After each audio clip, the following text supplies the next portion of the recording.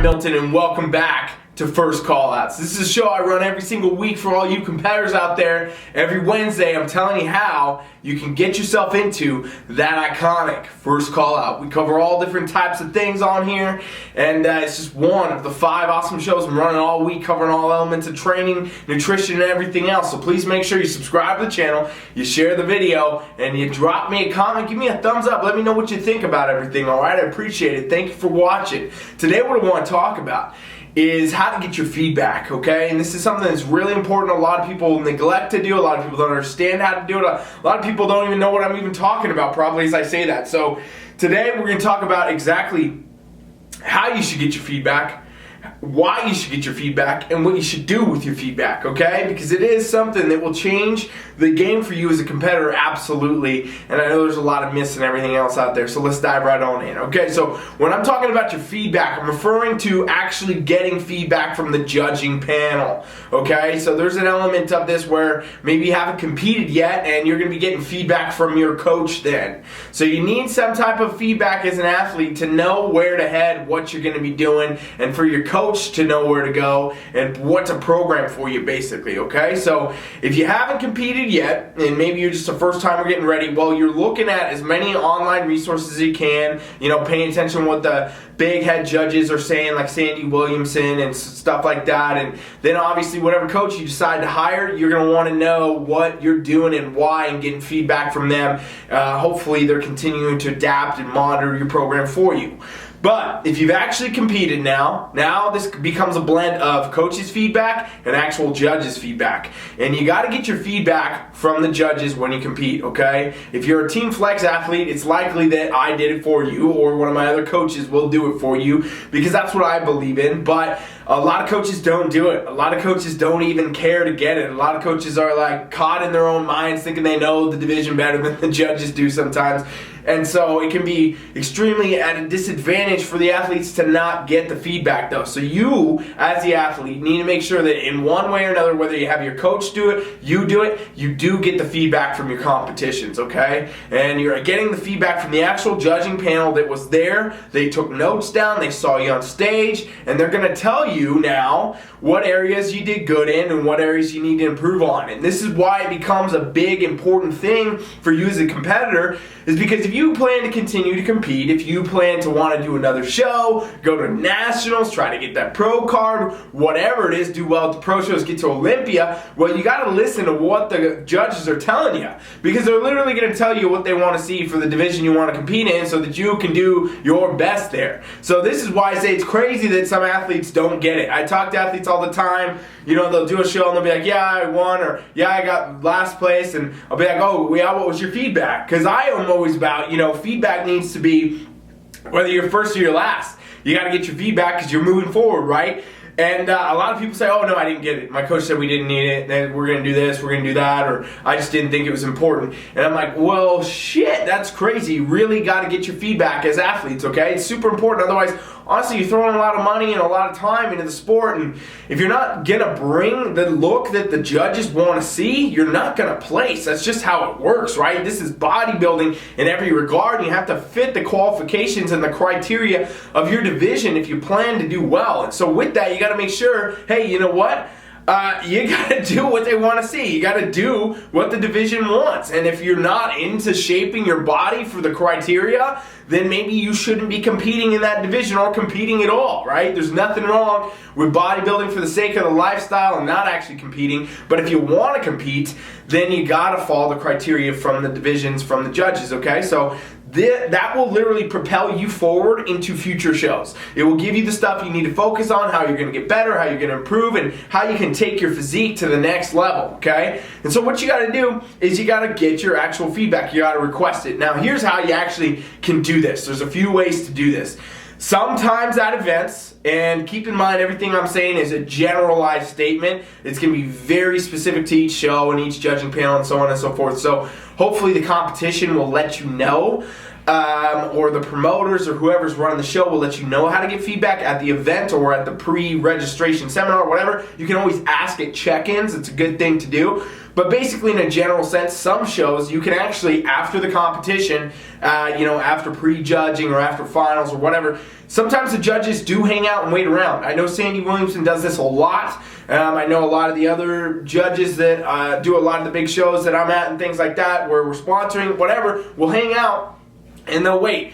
And oftentimes that's why I say get your feedback. It's the best time to do it, okay? It's one of the best times to do it because basically the judges just saw you on stage that day, that same time. They have their notes with them, and you're going to get the most accurate feedback that's going to help you move forward. And you also get to talk to them yourself. It's a great thing for you as an athlete to be able to hear it straight from the judge, not through from an email or something like that. You can actually talk to them yourself and ask additional questions if they come up, and you'll get your feedback. And so it's important to get it. If you're first, if you're last, like I said, no matter where you fit, always get your feedback.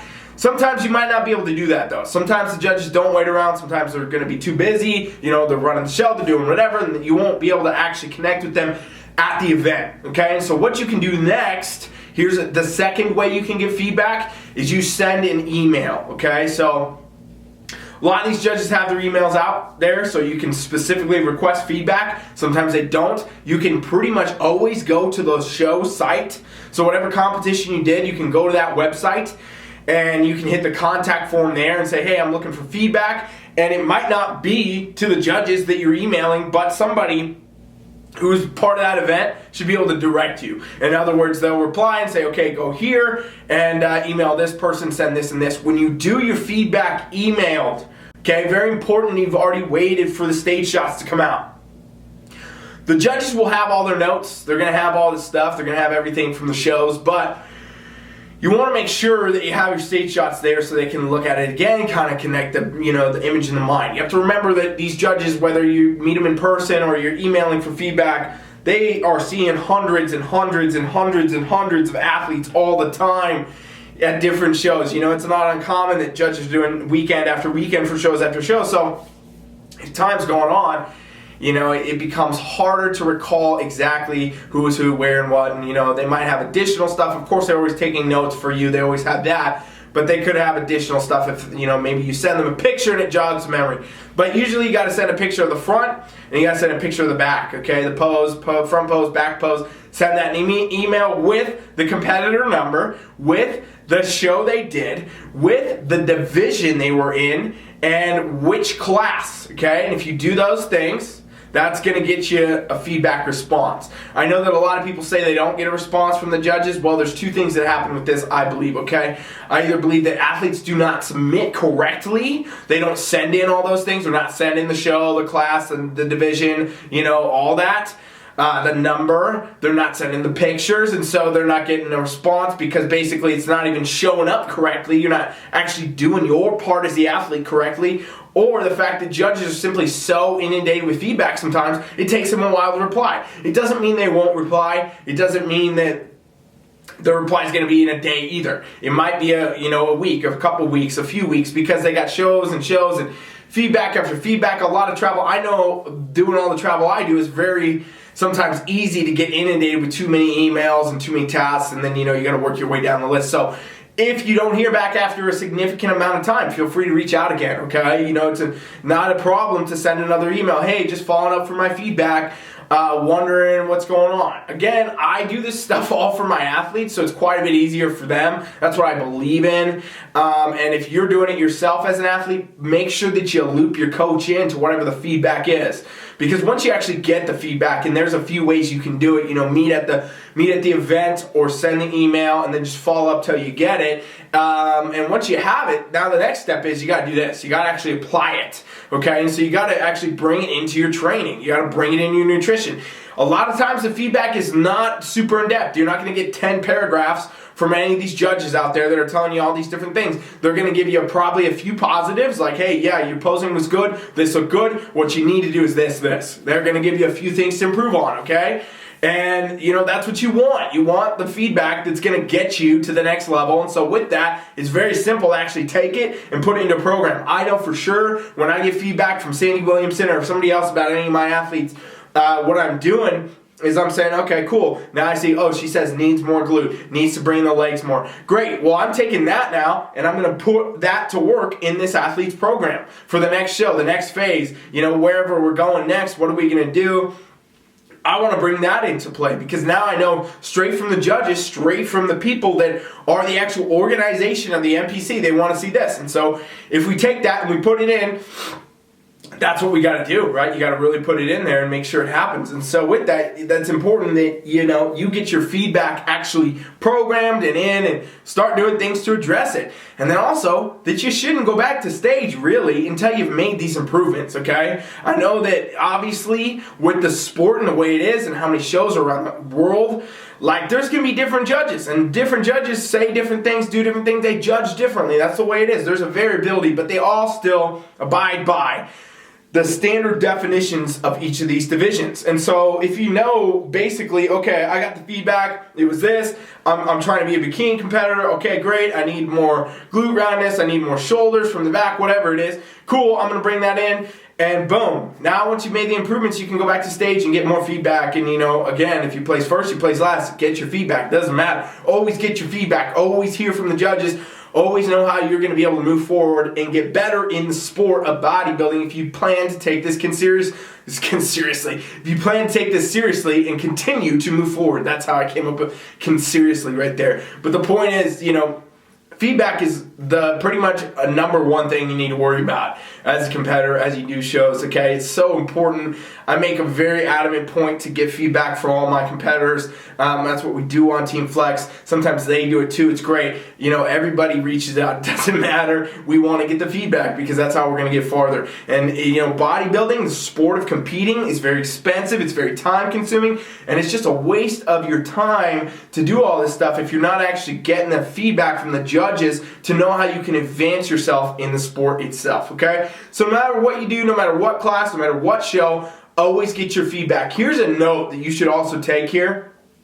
I know there's a lot of competitors that do multiple federations. Okay, so we're talking about, there's the NPC, which is what I'm talking about, and how to get your feedback there, and the judges there, and so on and so forth. There's also a lot of other federations, so WMBF, OCB, IMBA, all these different federations. And with that, you have to understand the feedback that you could get. Like, let's say that you are an NPC competitor and then you jumped and did an OCB show and now you're coming back to NPC. The feedback you get from an OCB show or any of these other federations will not be relevant in NPC. And that's going to be pretty universal across the board for division to division. Federation to federation.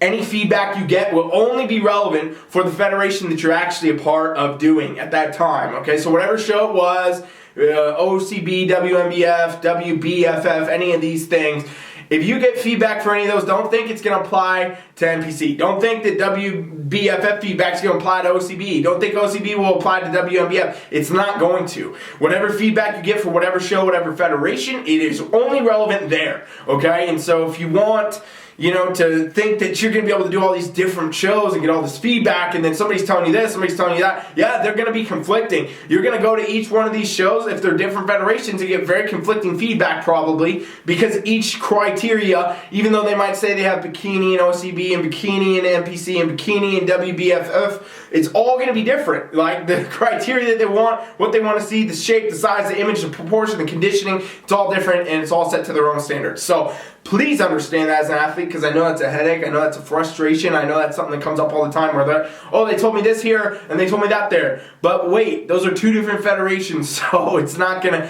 ever equate and equal out to be the same thing. So with that, you got to understand those things, you got to, really move forward with that, and basically just continue to get your feedback, continue to improve no matter what level you go, beginner, first timer, never did a show to pro. You always want to have your feedback, you always want to know how to improve, you always want to know how to get better.